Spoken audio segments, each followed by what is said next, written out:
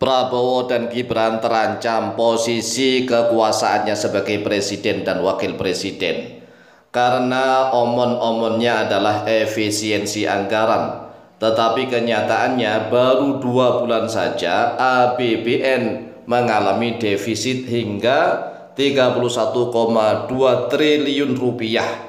31,2 triliun rupiah ini uang yang sangat banyak sekali. Baru berjalan 2 bulan saja. Karena dalam APBN tahun 2025 pemerintah menargetkan belanja negara sebesar 3.621,3 triliun. Jadi targetnya belanja negara itu sebesar 3.621,3 triliun rupiah. Sedangkan pendapatannya yang ditargetkan hanya 3.000. Jadi hanya 3.000, kemudian 5,1 triliun rupiah. Dan targetnya defisit itu mencapai 616,2 triliun rupiah. Jadi ini sudah ditargetkan harus defisit begitu, seolah-olah tidak ada daya dan upaya. Inilah yang menjadikan pusingnya para menteri. Para kabinet Prabowo Gibran ini pusing, terutama Menteri Keuangan Sri Mulyani yang sudah menunjukkan rasa pusingnya terhadap pemerintahan Prabowo Gibran. Selama 2 bulan saja, yaitu bulan Januari dan Februari tahun 2025, APBN defisit hingga 31,2 triliun rupiah. Ini baru 2 bulan loh ya. Lalu bagaimana nanti kalau misalnya sampai 4 bulan? Apakah sama setiap 2 bulan 31,2 triliun? Nah, kalau seandainya semakin lama semakin besar defisitnya, ini bisa sangat membahayakan. Sedangkan efisiensi anggaran akan dilakukan hingga 3 putaran dengan total mencapai uang 750 triliun rupiah. Ini lumayan kalau memang bisa terpenuhi targetnya.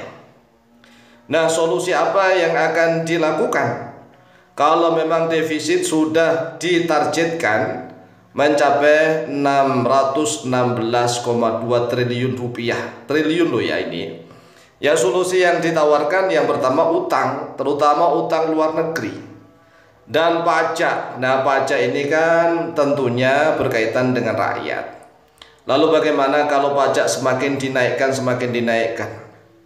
Sebenarnya nggak apa-apa pajak semakin tinggi itu asalkan seimbang. Pendapatan penghasilan rakyat juga tinggi. Kalau pendapatan atau penghasilan rakyatnya tinggi-tinggi, kemudian ditarik pajak tinggi, itu menunjukkan sistem ketatanegaraan dan pemerintahan yang sehat, yang normal, yang bagus.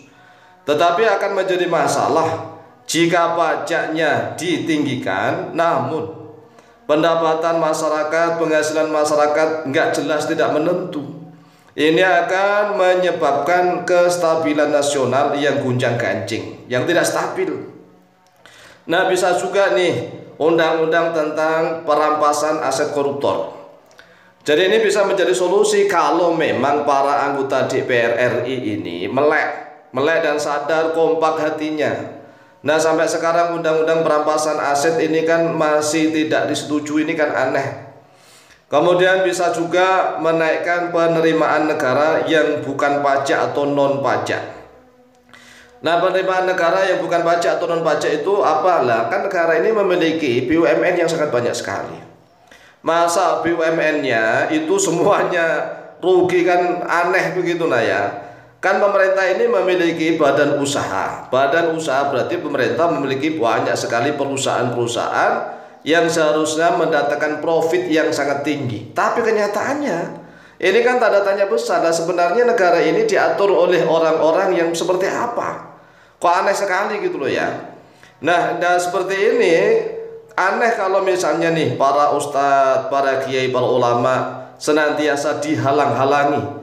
Tidak boleh ikut campur masalah urusan politik pemerintahan, karena mereka anggap bahwa para ulama, kiai dan ustadz itu bukan bidangnya, tidak keahliannya. Seolah-olah orang-orang yang bajingan, orang yang bodoh ini menganggap para ustadz, para kiai dan para ulama itu ngertinya hanya urusan akhirat. Tidak. Agama Islam itu lengkap untuk mengurusi kesejahteraan manusia baik ini di dunia maupun di akhirat. Jadi kalau misalnya nih para ustadz, para kiai, para ulama di Indonesia sudah mulai melek bareng-bareng untuk bareng-bareng ngurusi bangsa dan negara kita ini, agar bangsa dan negara kita ini diatur oleh orang-orang yang benar-benar takut kepada Allah Jalla Jalaluhu. Insya Allah Indonesia ini akan menjadi negara yang baldatun thayyibatun wa rabbun ghafur. Kekayaannya akan merata dinikmati oleh seluruh rakyat, bukan hanya dinikmati oleh orang-orang tertentu saja. Coba kita renungkan, korupsi di PT Timah saja, di Timah itu sudah 300 triliun rupiah. 300 triliun rupiah. Ini kan sungguh luar biasa. Belum lagi korupsi di Pertamina. Nah, korupsi di Pertamina selama 5 tahun itu 900 triliun lebih. Berarti itu bisa untuk menutupi defisit. Itu baru loh ya, baru korupsi Timah dan korupsi Pertamina. Belum lagi korupsi-korupsi, mohon maaf ya, di tambang-tambang nih seperti Freeport misalnya. Ya kita harus koreksi semua lah. Kemudian di batu bara, kemudian pajak-pajak di pengusaha sawit. Pajak-pajak itu Masya Allah, kalau memang para penyelenggara negara ini benar-benar orang-orang yang takut kepada Allah, maka insya Allah defisit negara kita akan segera surplus, akan menjadi surplus, setiap tahunnya surplus. Nah ini kalau ini dibiarkan terus menerus, ini posisi Pak Prabowo dan Gibran bisa terancam. Kalau semakin banyak rakyat Indonesia yang paham tentang sistem ketatanegaraan di Indonesia, maka ini bisa membahayakan. Begini saudaraku kaum muslimin wal muslimat rahimakumullah, coba kita renungkan. Banyak sekali ustadz, kiai dan ulama di Indonesia itu mampu mendirikan kerajaan-kerajaan kecil, yaitu pesantren-pesantren. Mereka bisa membangun masyarakat yang baik, yang jujur, yang adil, yang maju sejahtera. Nah, mana ada politikus-politikus yang mampu membentuk kerajaan-kerajaan kecil seperti itu.